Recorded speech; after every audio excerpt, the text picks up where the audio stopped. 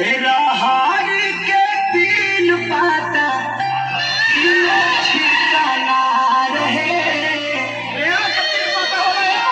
भाऊजी के तीन बहनिया तीनों के तीनों खिला रहे।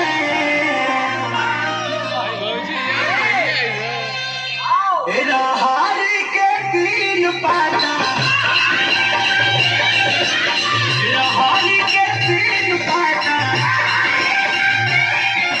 तीनों ठिकाना रहे।